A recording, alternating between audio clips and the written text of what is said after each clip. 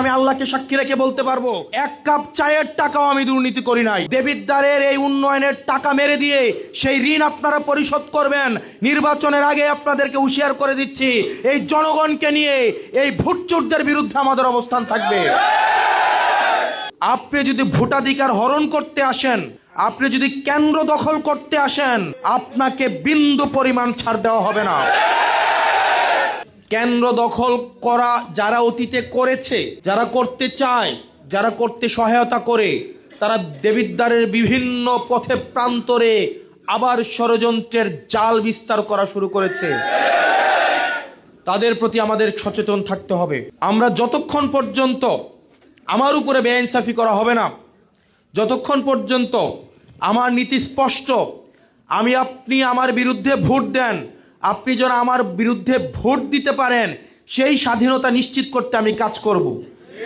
কিন্তু আপনি যদি ভোটাধিকার হরণ করতে আসেন, আপনি যদি কেন্দ্র দখল করতে আসেন, আপনাকে বিন্দু পরিমাণ ছাড় দেওয়া হবে না। প্রশাসন দিয়ে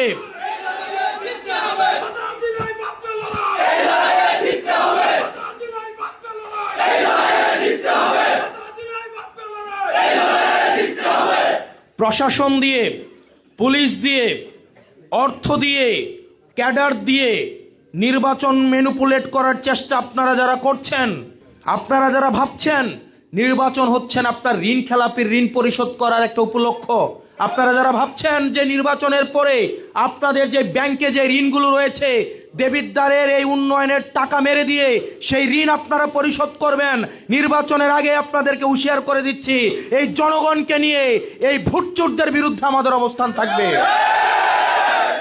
প্রিয় দেবিদ্বারবাসী, আমরা ইনসাফপূর্ণ একটা সমাজ প্রতিষ্ঠা করব। আমি বিশ্বাস করতে চাই এইখানের প্রত্যেকটা মানুষ, গত 14 মাস আমি আল্লাহকে সাক্ষী রেখে বলতে পারবো, এক কাপ চায়ের টাকাও আমি দুর্নীতি করি নাই। সারা বাংলাদেশকে সাক্ষী রেখে বলতে পারবো, একজন এসে আমার সামনে বলতে পারবে না কারো পকেট থেকে, কারো কোনো ব্যক্তি থেকে এক কাপ চায়ের টাকাও আমি দুর্নীতি করেছি। এখানে যতগুলো মানুষ আসে আমি বিশ্বাস করি তারা বৈষয়িক স্বার্থের ঊর্ধ্বে। আমাদের সবার একটাই লক্ষ্য, আমরা একটা সুখী, সমৃদ্ধ এবং ইনসাফপূর্ণ দেবিদ্বার করব।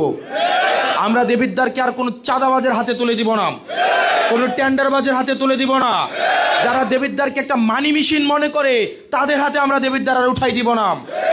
আমরা দেবিদ্বারকে শুধুমাত্র টেন্ডারের উপলক্ষ যারা মনে করে, যারা সরকারের পট পরিবর্তন হওয়ার পরে যাদেরকে গত 17 বছরে কোনো লড়াই সংগ্রামে দেখা যায় নাই, যাদেরকে কখনো কোনো মিছিলে দেখা যায় নাই, যারা বলে আওয়ামী লীগের সাথে আমাকে তাল মিলিয়ে চলতে হয়েছে, তাদের হাতে দেবিদ্বার তুলে দেওয়া হবে না।